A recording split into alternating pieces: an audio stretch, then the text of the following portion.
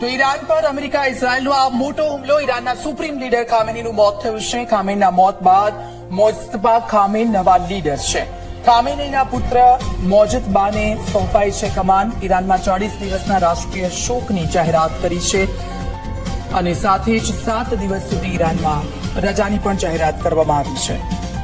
ઈરાનમાં અત્યાર સુધી મોતનો જે આંકડો સામે આવ્યો છે અને ઘણા બધા લોકો ઘાયલ થયા છે. આ બધાની વચ્ચે હવે ઈરાનની કમાન સોંપવામાં આવી છે ખામેનીના પુત્રને. ઈરાન પર અમેરિકા અને ઇઝરાયલનો આ મોટો હુમલો કે જેમાં ખામેનીનું મોત થયું છે અને હવે ઈરાનની કમાન સંભાળી રહ્યા છે ખામેનીના પુત્ર. અને આ સાથે જ 7 દિવસ સુધી ઈરાનમાં રજાની જાહેરાત કરવામાં આવી છે. ઈરાનમાં 40 દિવસના રાષ્ટ્રીય શોકની જાહેરાત કરાઈ છે.